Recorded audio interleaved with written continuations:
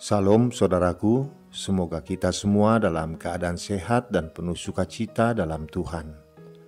Kita akan merenungkan firman Tuhan dari Markus 13 ayat 1-8. Dalam tema, waspadalah, jangan sesat. Sebelumnya mari kita berdoa. Bapa di surga, kami akan merenungkan firman-Mu. Kiranya Roh-Mu yang kudus menerangi hati dan pikiran kami, agar kami sungguh memahami firman-Mu. Di dalam nama anak-Mu Tuhan Yesus Kristus kami berdoa. Amin. Markus 13 ayat 1-8. Ketika Yesus keluar dari bait Allah, seorang muridnya berkata kepadanya, "Guru, lihatlah betapa kokohnya batu-batu itu dan betapa megahnya gedung-gedung itu." Lalu Yesus berkata kepadanya, "Kau lihat gedung-gedung yang hebat ini? Tidak satu batu pun akan dibiarkan terletak di atas batu yang lain. Semuanya akan diruntuhkan." Ketika Yesus duduk di atas bukit Zaitun, berhadapan dengan bait Allah, Petrus, Yakobus, Yohanes dan Andreas bertanya sendirian kepadanya, "Katakanlah kepada kami, bila manakah itu akan terjadi? Dan apakah tandanya kalau semuanya itu akan sampai kepada kesudahannya?" Maka mulailah Yesus berkata kepada mereka, "Waspadalah supaya jangan ada orang yang menyesatkan kamu. Akan datang banyak orang dengan memakai namaku dan berkata, 'Akulah dia,' dan mereka akan menyesatkan banyak orang. Dan apabila kamu mendengar deru perang atau kabar-kabar tentang perang, janganlah kamu gelisah. Semuanya itu harus terjadi, tetapi itu belum kesudahannya. Sebab bangsa akan bangkit melawan bangsa, dan kerajaan melawan kerajaan. Akan terjadi gempa bumi di berbagai tempat, dan akan ada kelaparan. Semua itu barulah permulaan penderitaan menjelang zaman baru." Demikian firman Tuhan.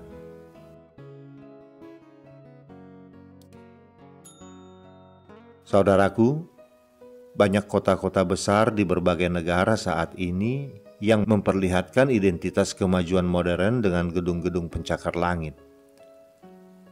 Semua negara di dunia seolah berlomba untuk memiliki gedung tertinggi.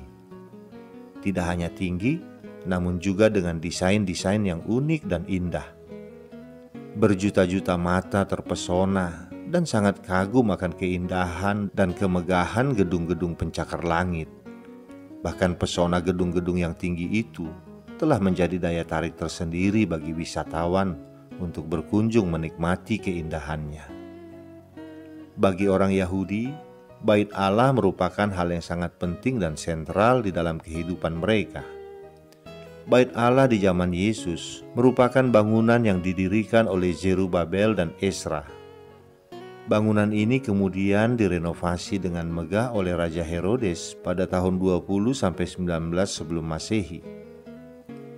Kemegahan bait Allah membuat setiap mata yang melihatnya takjub dan terkagum-kagum. Oleh Herodes, bait Allah itu diberikan lapisan emas yang menghiasi seluruh bangunan. Saat cahaya matahari menyinari bangunan itu, bait Allah memantulkan cahaya keemasan yang menyilaukan mata. Hal ini tentunya menjadi kebanggaan orang-orang Yahudi. Tidak hanya bait Allah, bangunan-bangunan di sekitarnya pun mempertontonkan keindahan dan kemegahan. Seorang murid Yesus berkata, "Guru, lihatlah betapa kokohnya batu-batu dan megahnya gedung-gedung itu."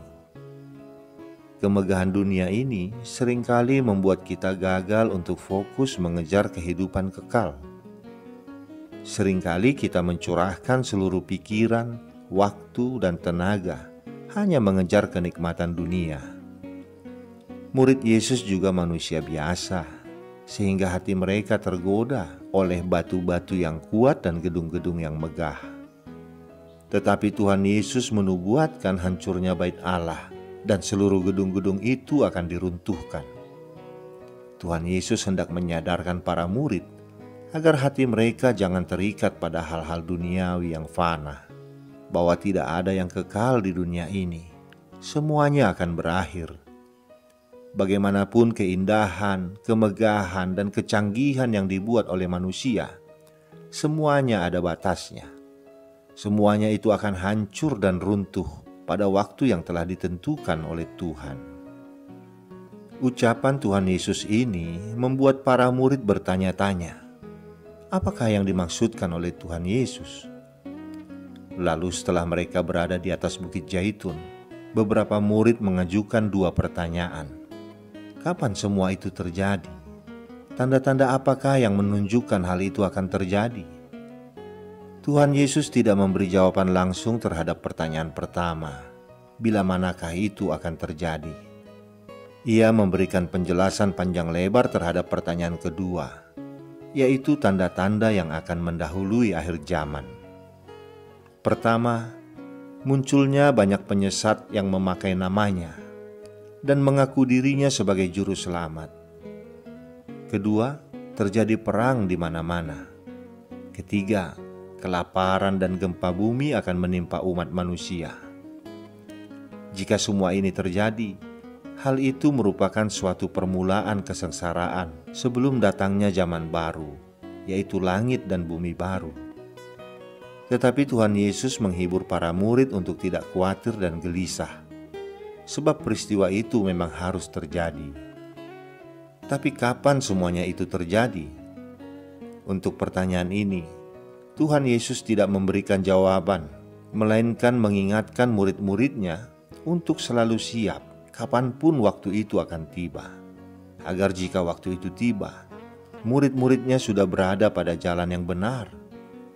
Jadi kapan waktu kesudahan itu akan terjadi tidak lagi menjadi persoalan bagi mereka, sehingga tidak perlu lagi jawaban.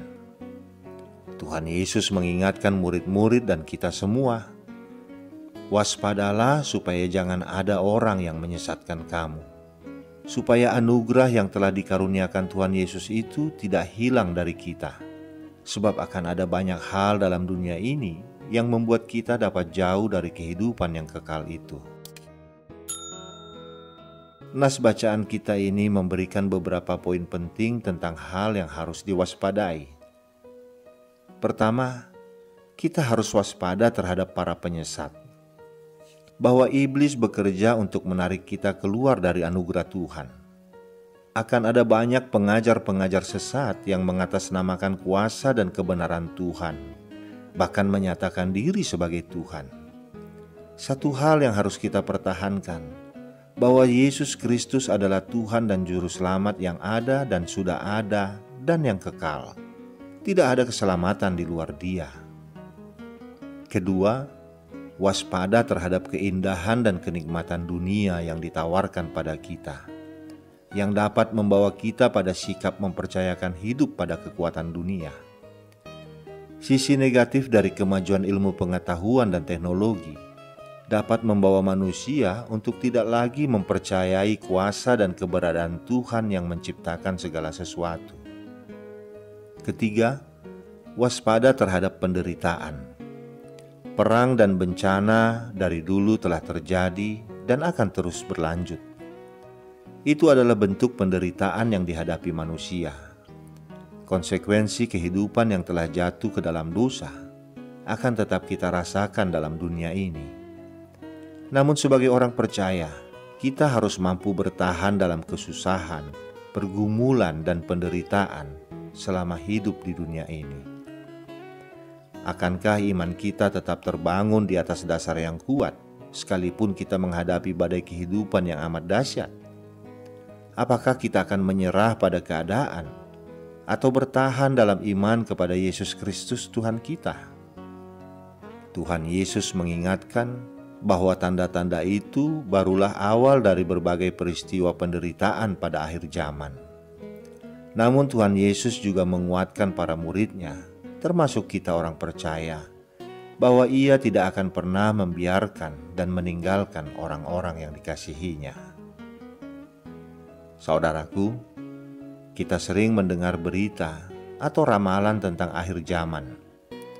Ada yang mengatakan tanggal sekian atau tahun sekian, dan banyak orang Kristen terpengaruh bahkan percaya akan berita dan ramalan itu. Misalnya, ramalan suku Maya yang diangkat menjadi film yang berjudul 2012. Namun pada kenyataannya, ramalan-ramalan tentang hari kiamat itu tidak terbukti, sehingga tidak patut untuk dipercaya.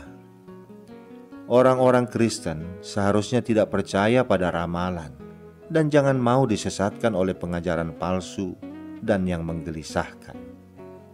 Kita harus tetap bersandar pada firman dan kehendak Tuhan. Dalam Matius 24 ayat 36, Tuhan Yesus berkata, "Tetapi tentang hari dan saat itu, tidak seorang pun yang tahu."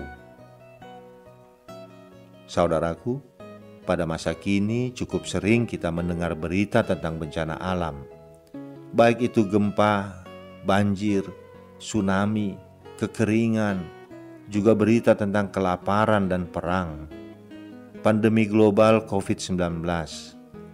Bahkan mungkin tidak hanya sekedar mendengar, bahkan kita juga menyaksikan dan mengalaminya. Ada banyak orang yang secara naif mengaitkan bencana-bencana tersebut dengan hukuman Tuhan karena dosa yang telah dilakukan oleh orang-orang tertentu yang kebetulan ikut terkena bencana tersebut.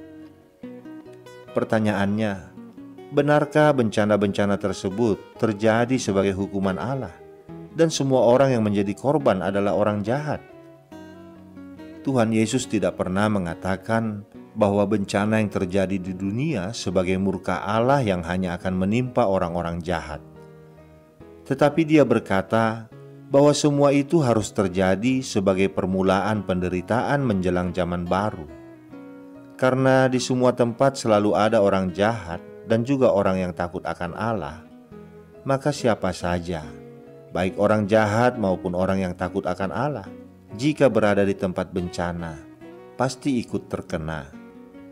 Jadi, mengaitkan bencana dengan hukuman Tuhan hanya karena di antara orang-orang yang terkena bencana itu ada orang-orang jahat adalah sebuah penghakiman yang tidak berdasar.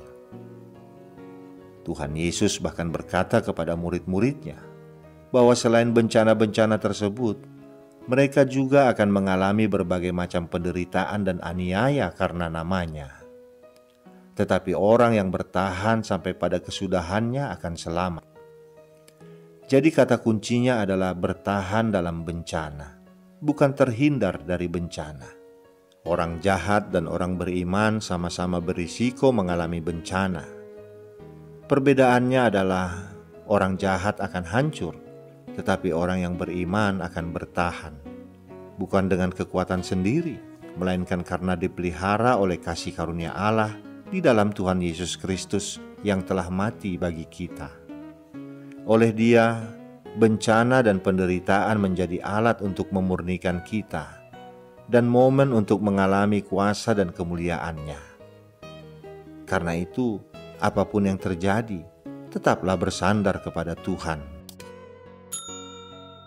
Gambaran tentang bencana yang mendahului akhir zaman tidak hanya pada hal-hal yang menakutkan, namun ada juga yang menunjukkan pengharapan.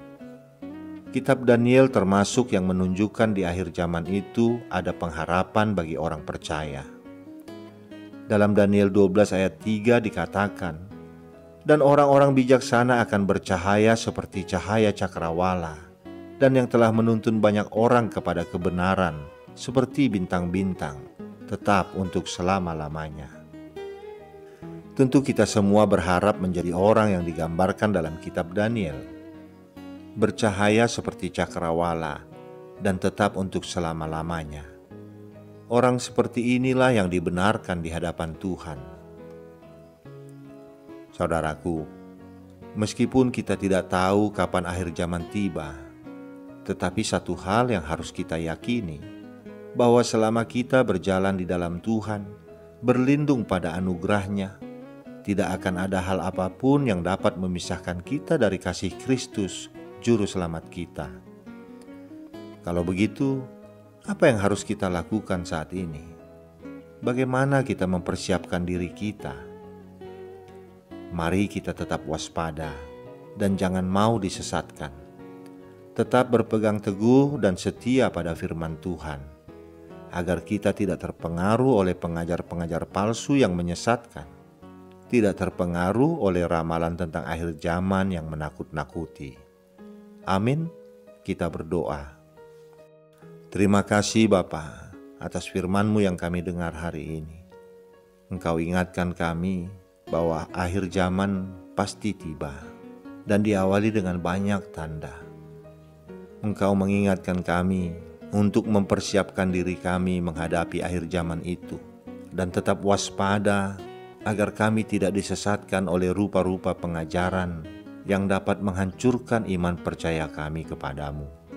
Engkau mau kami tetap setia dan berpegang teguh pada firman-Mu, agar apapun yang terjadi dalam kehidupan kami imani seturut dengan firman-Mu saja. Terima kasih Bapa, berikan kami kekuatan untuk melakukan semua itu. Di dalam nama anak-Mu Tuhan Yesus Kristus kami berdoa. Amin.